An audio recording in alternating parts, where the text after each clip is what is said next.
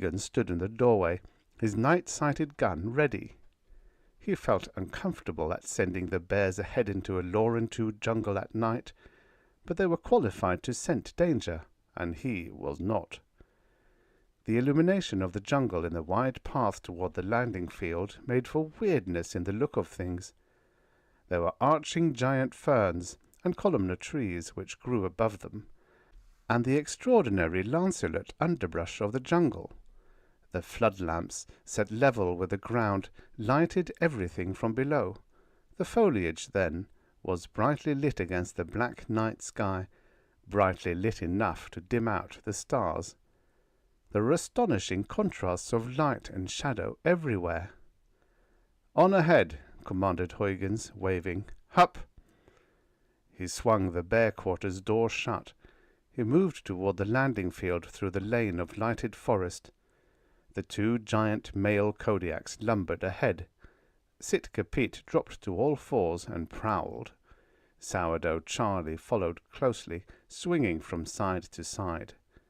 Huygens came alertly behind the two of them, and Pharaoh Nell brought up the rear with Nugget following her closely. It was an excellent military formation for progress through dangerous jungle. Sourdough and Sitka were advance guard and point, respectively, while Pharaoh Nell guarded the rear. With Nugget to look after, she was especially alert against attack from behind. Huygens was, of course, the striking force. His gun fired explosive bullets which would discourage even Svex's, and his night sight, a cone of light which went on when he took up the trigger slack, told exactly where they would strike. It was not a sportsmanlike weapon, but the preachers of Valorant 2 were not sportsmanlike antagonists. The Nightwalkers, for example. But Nightwalkers feared light. They attacked only in a species of hysteria if it were too bright. Huygens moved toward the glare at the landing field. His mental state was savage. The Codius Company station on Valorant 2 was completely illegal. It happened to be necessary from one point of view, but it was still illegal. The tinny voice on the space phone was not convincing in ignoring that illegality. But if a ship landed, Huygens could get back to the station before men could follow, and he'd have the disposal safe turned on in time to protect those who'd sent him here.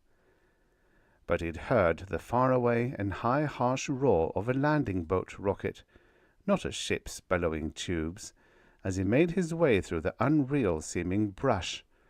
The roar grew louder as he pushed on, and the three big Kodiaks padding here and there, sniffing thoughtfully, making a perfect defensive-offensive formation for the particular conditions of this planet. He reached the edge of the landing field, and it was blindingly bright, with the customary divergent beams slanting skyward so a ship could check its instrument landing by sight. Landing fields like this had been standard once upon a time. Nowadays, all developed planets had landing grids, monstrous structures which drew upon ionospheres for power, and lifted and drew down starships with remarkable gentleness and unlimited force. This sort of landing field would be found where a survey team was at work, or where some strictly temporary investigation of ecology or bacteriology was underway, or where a newly authorized colony had not yet been able to build its landing grid. Of course, it was unthinkable that anybody would attempt a settlement in defiance of the law. Already, as Huygens reached the edge of the scorched open space, the night creatures had rushed to the light like moths on earth. The air was misty with crazily gyrating, tiny flying things. They were innumerable, and of every possible form and size, from the white midges of the night and multi-winged flying worms, to those revoltingly naked-looking larger creatures which might have passed for plucked flying monkeys if they had not been carnivorous and worse. The flying things soared and whirred and danced and spun insanely in the glare. They made peculiarly plaintive humming noises. They almost formed a lamplit ceiling over the cleared space. They did hide the stars.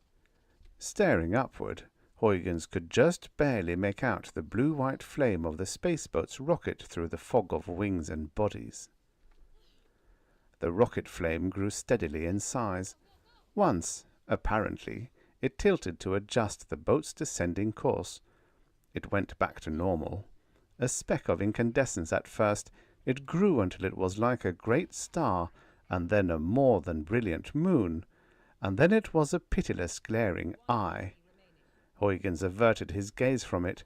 Sitka Pete sat lumpily, more than a ton of him, and blinked wisely at the dark jungle away from the light.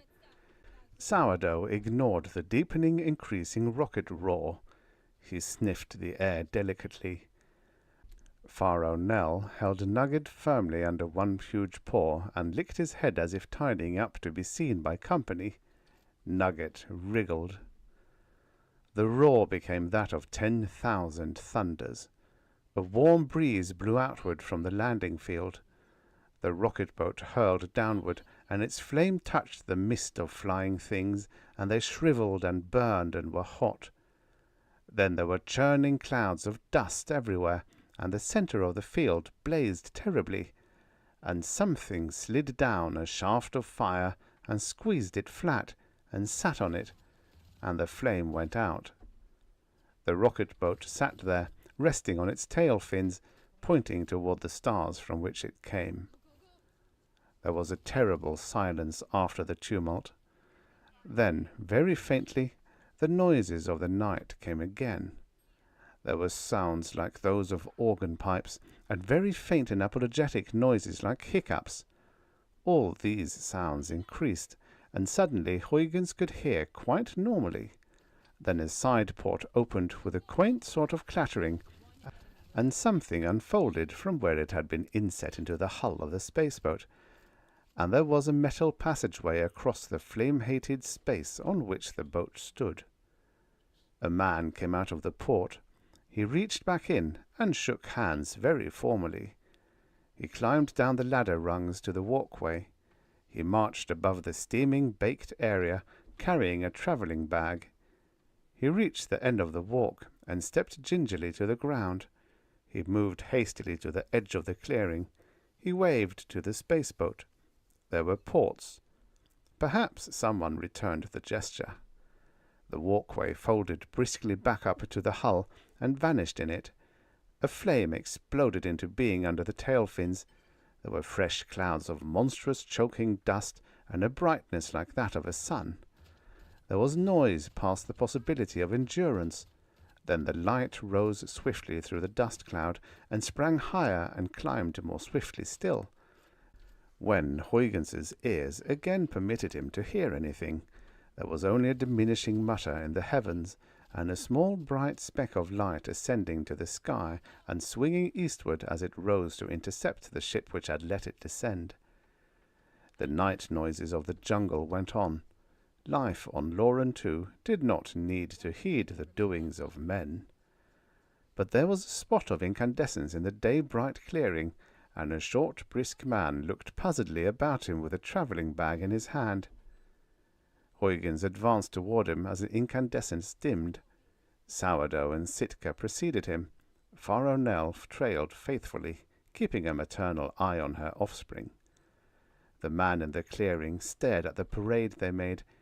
It would be upsetting, even after preparation, to land at night on a strange planet, and to have the ship's boat and all links with the rest of the cosmos depart, and then to find oneself approached, it might seem stalked, by two colossal male Kodiak bears, with a third bear and a cub behind them.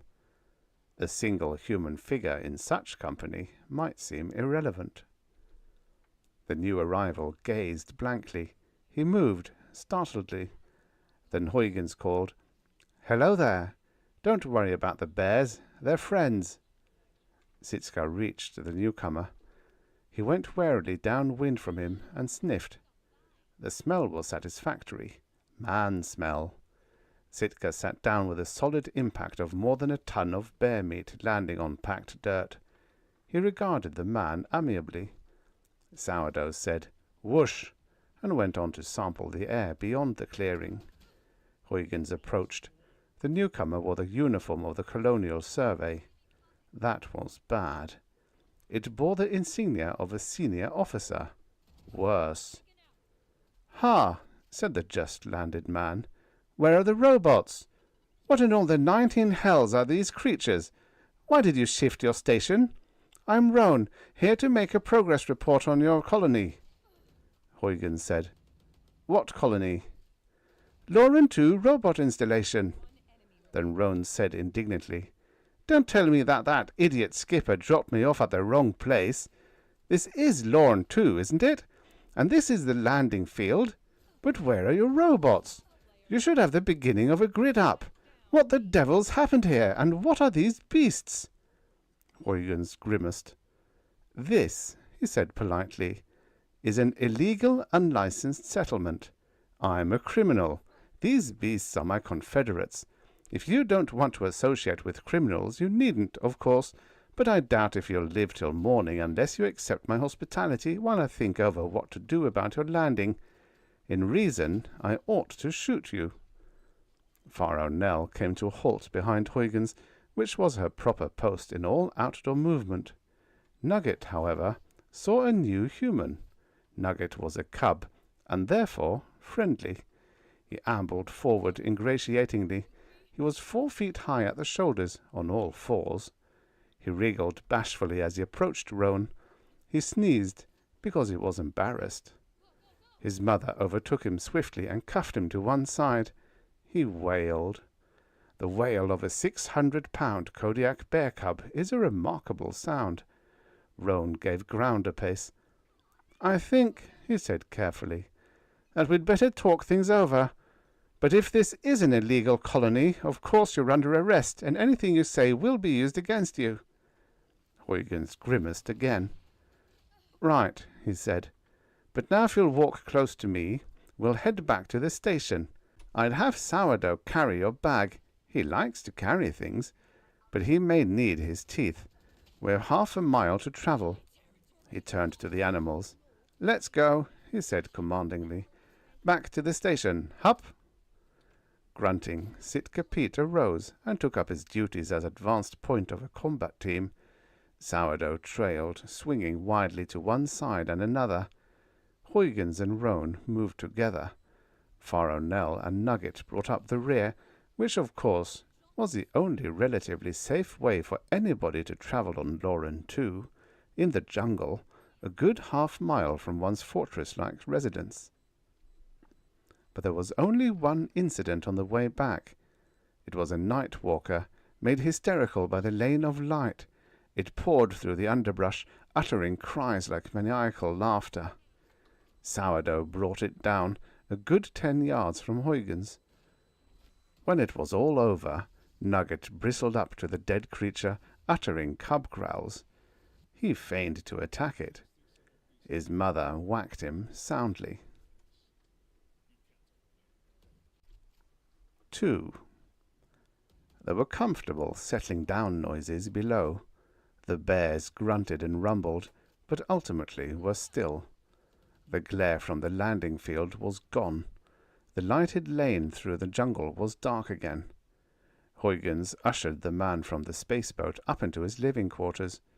There was a rustling stir, and Semper took his head from under his wing. He stared coldly at the two humans. He spread monstrous 7-foot wings and fluttered them. He opened his beak and closed it with a snap. "That's Semper," said Huygens. "Semper Tyrannis. He's the rest of the terrestrial population here. Not being a fly-by-night sort of creature, he didn't come out to welcome you." Roan blinked at the huge bird, perched on a 3-inch thick perch set in the wall. "An eagle?" he demanded. "Kodiak bears. Mutated ones, you say, but still bears. And now an eagle? You've a very nice fighting unit in the bears." "They're pack animals, too," said Huygens. "They can carry some hundreds of pounds without losing too much combat efficiency, and there's no problem of supply. They live off the jungle. Not Svexes, though. Nothing will eat a Svex, even if it can kill one." He brought out glasses and a bottle. He indicated a chair. Roan put down his travelling bag. He took a glass. "I'm curious," he observed. "Why Semper Tyrannis? I can understand Sitka Pete and Sourdough Charlie as names. The home of their ancestors makes them fitting. But why Semper?" "He was bred for hawking," said Huygens. "You sick a dog on something. You seek Semper Tyrannis. He's too big to ride on a hawking glove, so the shoulders of my coats are padded to let him ride there. He's a flying scout. I've trained him to notify us of Sphinxes, and in flight he carries a tiny television camera.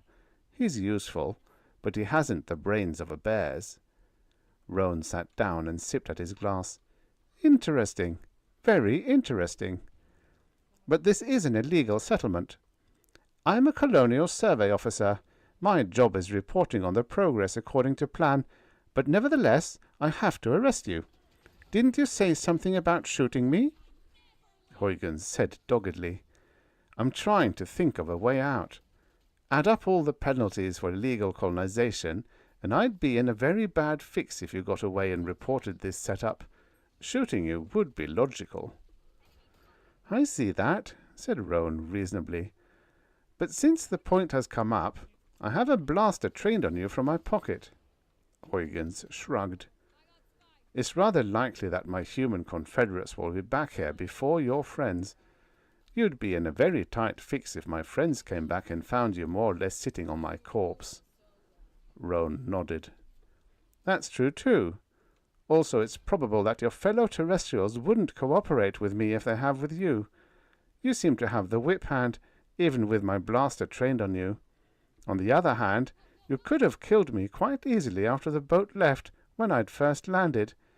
I'd have been quite unsuspicious. So you may not really intend to murder me." Huygens shrugged again. "So," said Roan, "since the secret of getting along with people is that of postponing quarrels, suppose we postpone the question of who kills whom. Frankly, I'm going to send you to prison if I can. Unlawful colonization is a very bad business. But I suppose you feel that you have to do something permanent about me. In your place I probably should too. Shall we declare a truce?" Huygens indicated indifference. Roan said vexedly, "Then I do. I have to. So." He pulled his hand out of his pocket and put a pocket blaster on the table. He leaned back defiantly. "Keep it," said Huygens. "Laurentu isn't a place where you live long unarmed." He turned to a cupboard. "Hungry?" "I could eat," admitted Roan. Huygens pulled out 2 meal packs from the cupboard and inserted them in the readier below. He set out plates. "Now, what happened to the official, licensed, authorized colony here?" asked Roan briskly. "License issued 18 months ago. There was a landing of colonists with a drone fleet of equipment and supplies. There have been 4 ship contacts since. There should be several thousand robots being industrious under adequate human supervision. There should be 100-mile square clearing planted with food plants for later human arrivals. There should be a landing grid at least half finished. Obviously, there should be a space beacon to guide ships to a landing. There isn't. There's no clearing visible from space. That Crete line ship has been in orbit for 3 days trying to find a place to drop me. Her skipper was fuming. Your beacon is the only one on the planet, and we found it by accident. What happened?" Huygens served the food. He said dryly, "There could be 100 colonies on this planet without anyone knowing of any other. I can only guess about your robots, but I suspect they ran into Sphinxes." Rowan paused with his fork in his hand. "I read up on this planet, since I was to report on its colony. A Sphinx is part of the inimical animal life here. Cold-blooded, belligerent carnivore, not a lizard, but a genus all its own. Hunts in packs, 700 to 800 pounds when adult. Lethally dangerous, and simply too numerous to fight. There why no license was ever granted to human colonists. Only robots could work here, because they're machines. What animal attacks machines?" Huygens said. "What machine attacks animals? The Sphinxes wouldn't bother robots, of course. But would robots bother the Spexes? Roan chewed and swallowed. Hold it! I'll agree that you can't make a hunting robot. A machine can discriminate, but it can't decide. That's why there's no danger of a robot revolt. They can't decide to do something for which they have no instructions. But this colony was planned with full knowledge of what robots can and can't do. As ground was cleared, it was enclosed in an electric fence which no Sphex could touch without frying. Huygens thoughtfully cut his food. After a moment, the landing was in the winter time, he observed. It must have been because the colony survived a while, and at a guess, the last ship landing was before Thor. The years are 18 months long here, you know, Roan admitted. It was in winter that the landing was made, and the last ship landing was before spring. The idea was to get mines in operation for material, and to have ground cleared and enclosed in Sphex-proof fence before the Spexes came back from the tropics. The winter there, I understand. Did you ever see a Sphex? Huygens asked. Then added, No, of course not. But if you took a spitting cobra and crossed it with a wildcat, painted it tan and blue, and then gave it hydrophobia and homicidal mania at once, why, you might have one Sphex, but not the race of Spexes. They can climb trees, by the way. A fence wouldn't stop them. An electrified fence, said Roan. Nothing could climb that. No one animal, Huygens told him, but Spexes are a race. The smell of one dead Sphex brings others running with blood in their eyes. Leave a dead Sphex alone for 6 hours, and you've got them around by the dozen. 2 days, and there are hundreds. Longer, and you've got thousands of them. They gather to caterwaul over their dead pal, and hunt for whoever or whatever killed him. He returned to his meal. A moment later he said, No need to wonder what happened to your colony. During the winter, the robots burned out a clearing and put up an electrified fence according to the book. Come spring, the Spexes came back. They're curious, among their other madnesses. A Sphex would try to climb the fence just to see what was behind it. He'd be electrocuted. His carcass would bring others, raging because a Sphex was dead. Some of them would try to climb the fence and die, and their corpses would bring others. Presently the fence would break down from the bodies hanging on it, or a bridge of dead beasts' carcasses would be built across it, and from as far downwind as the scent carried there'd be loping, raging, scent-crazed Spexes racing to the spot. They'd pour into the clearing through or over the fence, squalling and screeching for something to kill.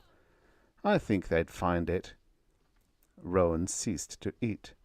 He looked sick. There were pictures of Spexes in the data I read. I suppose that would account for everything. He tried to lift his fork. He put it down again. I can't eat, he said abruptly. Huygens made no comment. He finished his own meal, scowling.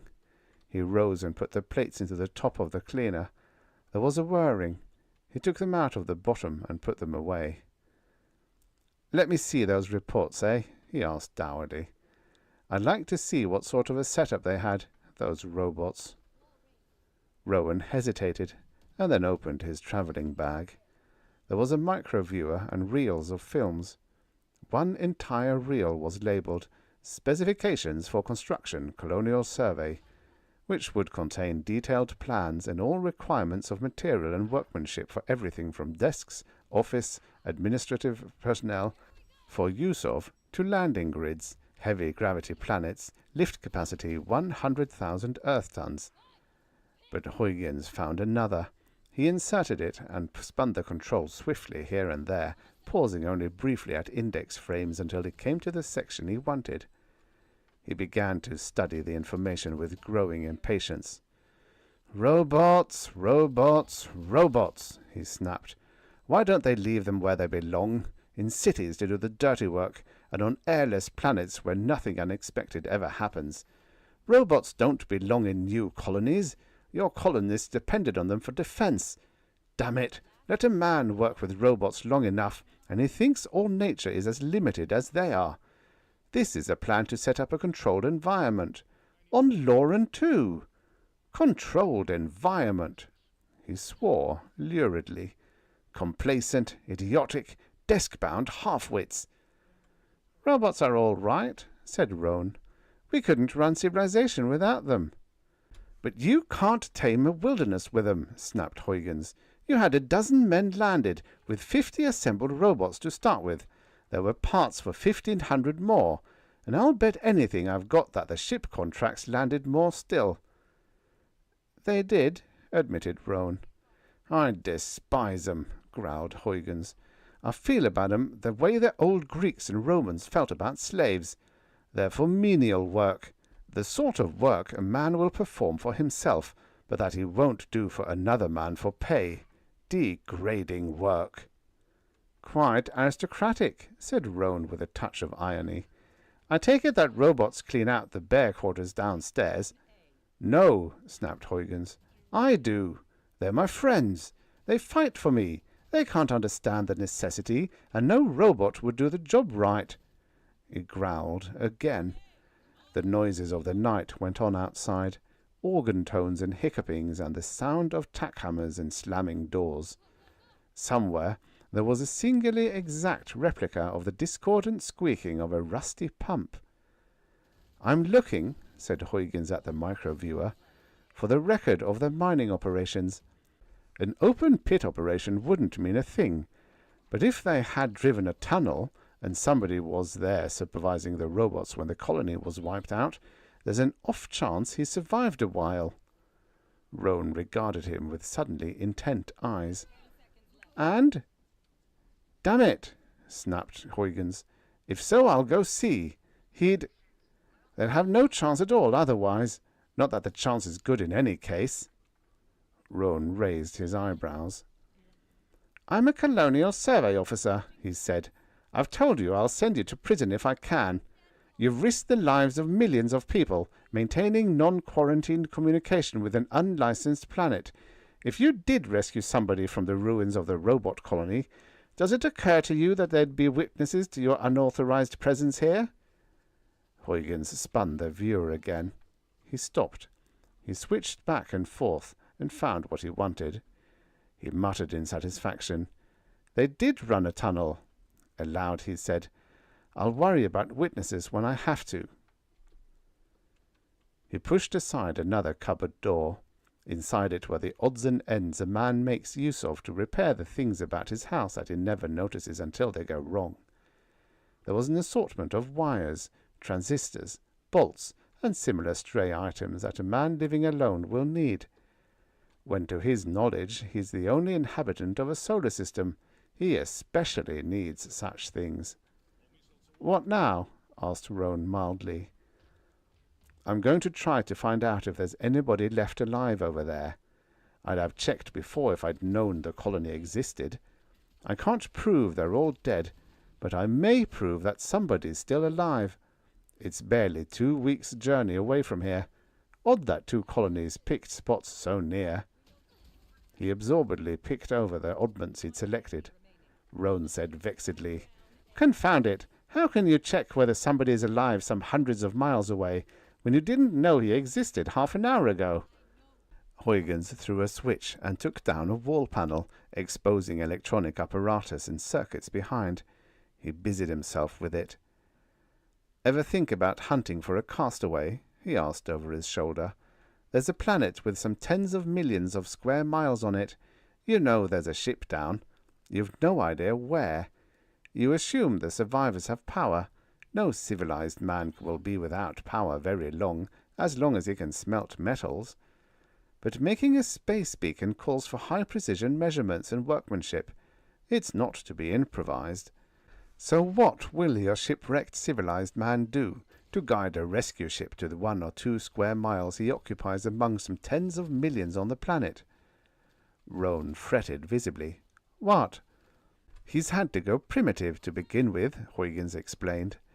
He cooks his meat over a fire, and so on. He has to make a strictly primitive signal. It's all he can do without gauges and micrometers and with very special tools. But he can fill all the planet's atmosphere with a signal that searchers for him can't miss. You see? Roan thought irritably. He shook his head. He'll make, said Huygens, a spark transmitter. He'll fix its output at the shortest frequency he can contrive. It'll be somewhere in the 5 to 50 meter wave band, but it will tune very broad, and it will be a plainly human signal. He'll start it broadcasting. Some of those frequencies will go all around the planet under the ionosphere. Any ship that comes in under the radio roof will pick up his signal, get a fix on it, move and get another fix, and then go straight to where the castaway is waiting placidly in a hand-braided hammock, sipping whatever sort of drink is improvised out of the local vegetation. Roan said grudgingly, Now that you mention it, of course. My space phone picks up microwaves, said Huygens. I'm shifting a few elements to make it listen for longer stuff. It won't be efficient, but it will pick up a distress signal if one's in the air. I don't expect it, though. He worked.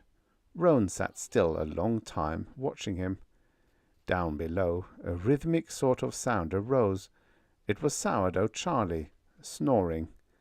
He lay on his back with his legs in the air. He discovered that he slept cooler that way. Sitka Pete grunted in his sleep. He was dreaming. In the general room of the station, Semper, the eagle, blinked his eyes rapidly, and then tucked his head under a gigantic wing and went to sleep. The noises of the Lauren II jungle came through the steel-shuttered windows. The nearer moon, which had passed overhead not long before the ringing of the arrival bell, again came soaring over the eastern horizon. It sped across the sky at the apparent speed of an atmosphere flyer. Overhead, it could be seen to be a jagged, irregular mass of rock or metal, plunging blindly about the great planet forever. Inside the station, Roan said angrily, "See here, Huygens, you've reason to kill me. Apparently you don't intend to. You've excellent reason to leave that robot colony strictly alone. But you're preparing to help, if there's anybody alive to need it. And yet you're a criminal, and I mean a criminal. There have been some ghastly bacteria exported from planets like Lauren II. There have been plenty of lives lost in consequence, and you're risking more. Why do you do it? Why do you do something that could produce monstrous results to other beings?" Huygens grunted. "You're only assuming there are no sanitary and quarantine precautions taken in my communications. As a matter of fact, there are.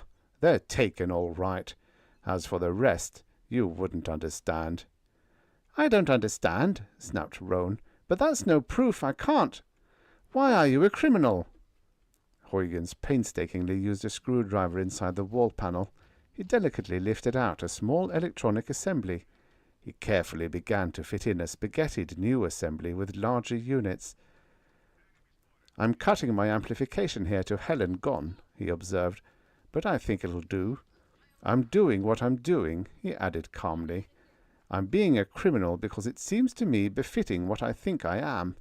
Everybody acts according to his own real notion of himself. You're a conscientious citizen and a loyal official and a well-adjusted personality. You consider yourself an intelligent, rational animal, but you don't act that way.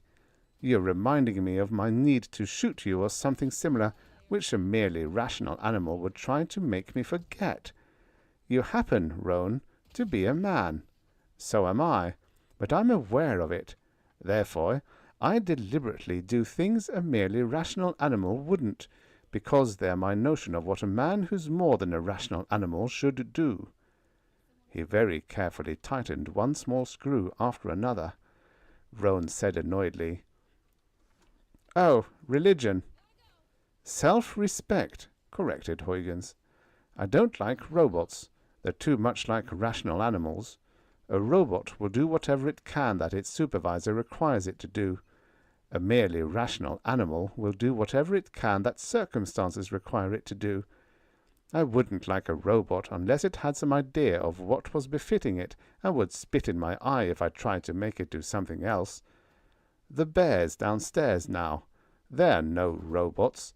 They are loyal and honorable beasts, but they'd turn and tear me to bits if I tried to make them do something against their nature.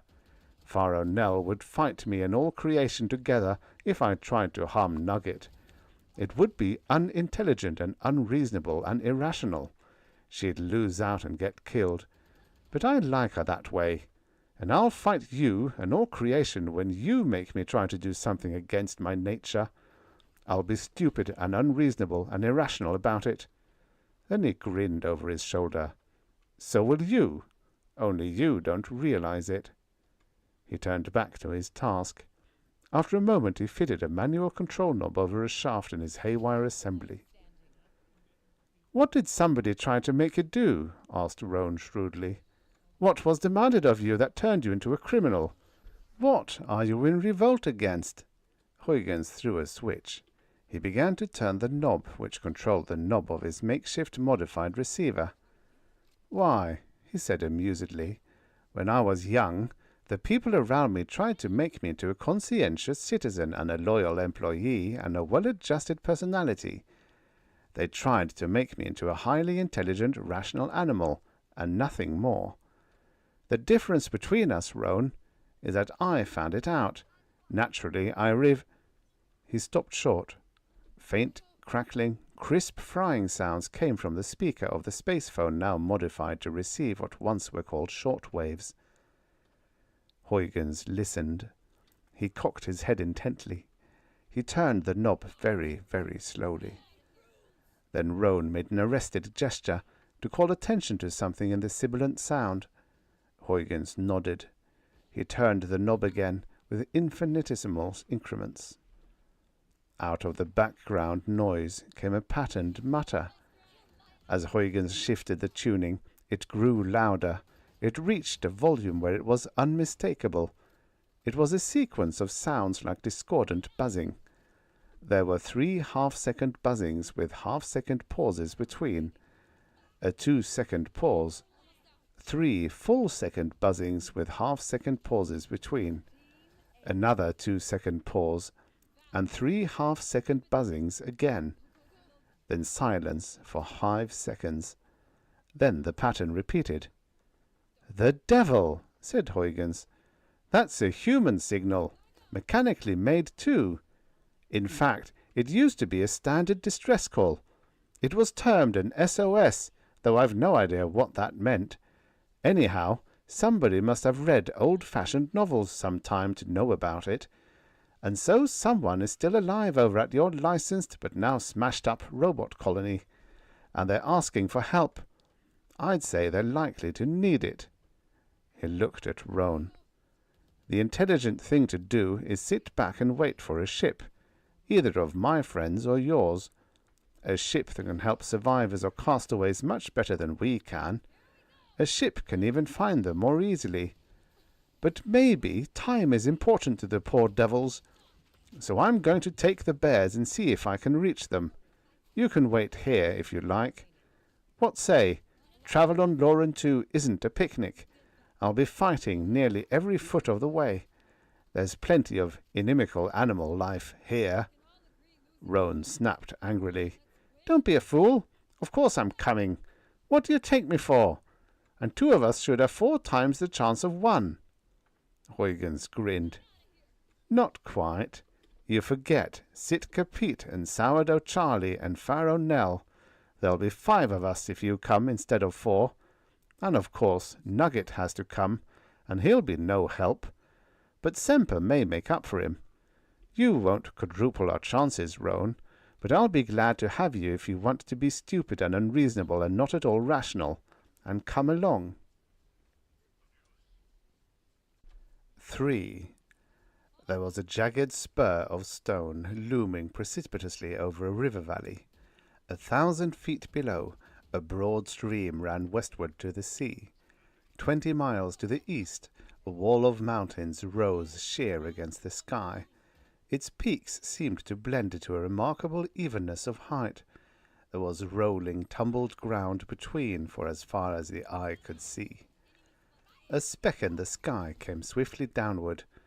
Great pinions spread and flapped, and icy eyes surveyed the rocky space. With more great flappings, Semper the eagle came to ground. He folded his huge wings and turned his head jerkily, his eyes unblinking. A tiny harness held a miniature camera against his chest. He strutted over the bare stone to the highest point. He stood there, a lonely and arrogant figure in the vastness. There came crashings and rustlings, and then snuffling sounds. Sitka Pete came lumbering out into the clear space. He wore a harness too, and a pack. The harness was complex, because it had not only to hold a pack in normal travel, but when he stood on his hind legs, it must not hamper the use of his forepaws in combat. He went cagily all over the open area. He peered over the edge of the spur's farthest tip. He prowled to the other side and looked down. He scouted carefully.